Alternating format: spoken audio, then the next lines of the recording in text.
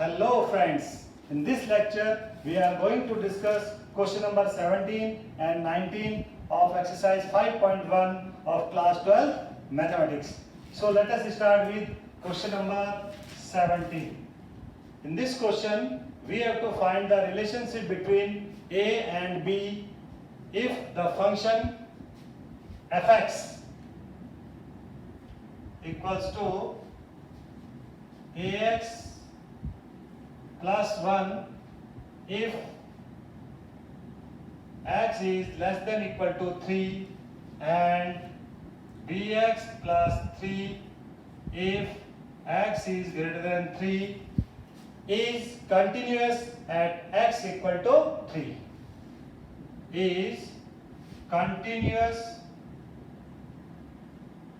at x equal to 3. Then we have to find a relationship.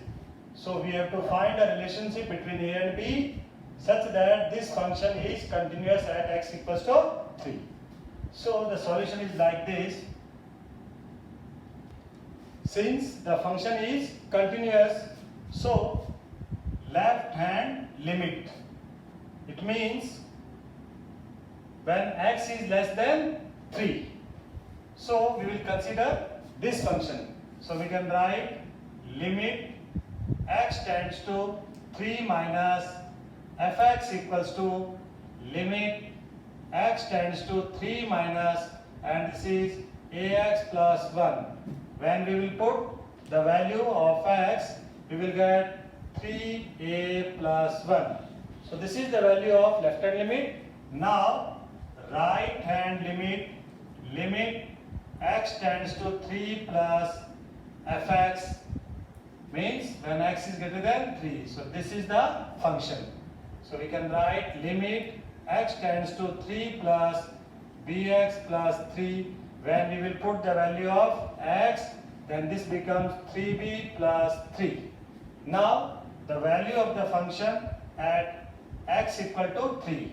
So for x equal to 3, this is the function. So we can write a into 3 plus 1 and the value is 3a plus 1.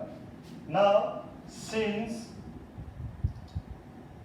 f is continuous at x equal to 3, therefore left hand limit equals to right hand limit equals to f3, means the value of the function at x equal to 3. So this left hand limit is 3a plus 1, right hand limit is 3b plus 3, and the value of the function at x equal to 3 is also 3a plus 1. So no need to write this. So when we simplify this, then we will get 3a minus 3b equals to 3 minus 1, and 3 is common, a minus b equals to 2. So we can say that a minus b equals to 2 by 3, or a is what? B plus 2 by 3.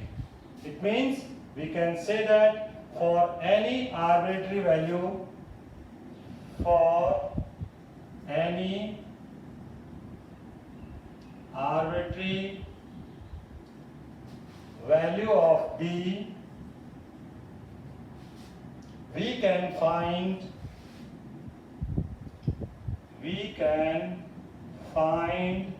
the value of a corresponding to the value of b, corresponding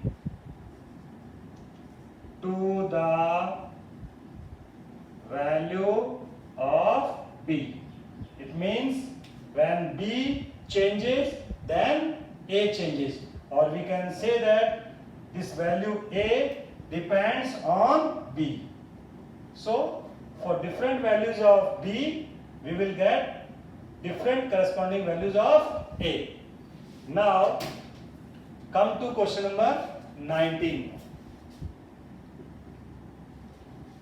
In this, show that the function defined by g x equals to x minus this function is discontinuous at all integral points, where this represents the greatest integer less than or equal to x. So what we have to prove?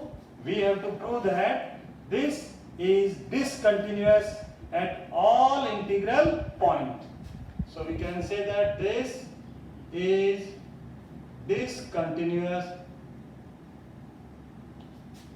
at all integral points. Question is like this: show that this is discontinuous at all integral points. Okay? Now the solution is like this. First of all, we will define this. This is greatest integer less than or equal to x. Suppose we have a point C in the domain. So for C minus h means slightly less than C. Suppose this is C. So this is C minus 1 and this is C plus 1. Less than C means somewhere in this part. So the integer just less than these values is C minus 1. So the value of C minus h is C minus 1. And C plus h means more than C. So for these values, these are C plus h. For these values, this C is the integer less than or equal to x or C. So the answer is C. And for C, it is also C. Now, we have to check whether this is continuous or not. So we have to prove that this is discontinuous. So at x equal to C means for any value C in the domain, left hand limit, it means limit x tends to C minus fx, we can write limit x tends to C minus, and the function is x minus greatest integer function. So we will put C minus. It means we will use h. H tends to 0, and in place of this we can write C minus h minus C minus h. Now when we simplify this, then this is limit h tends to 0. This is C minus h. In place of this we can write C minus 1. So this is C minus 1. When we open the bracket, we will get this is C minus h minus C plus 1. Now C and minus C will cancel out, and we will have limit h tends to 0 minus h plus 1. When h tends to 0, then the value is 1. It means the value of left hand limit is 1. Now come to right hand limit. Limit x tends to C plus fx.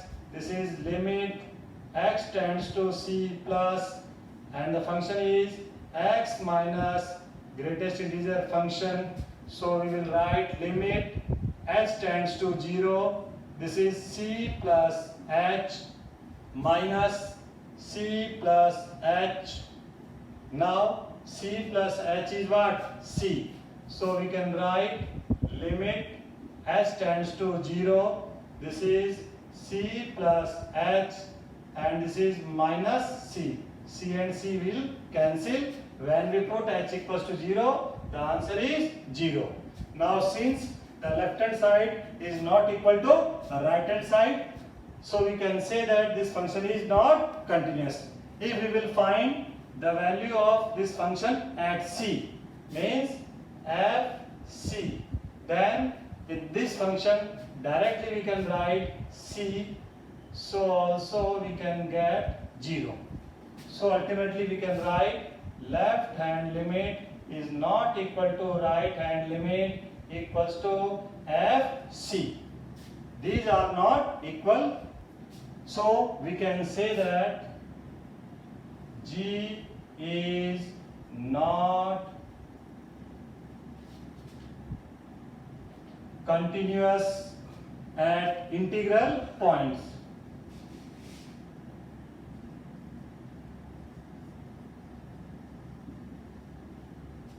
Hence, it is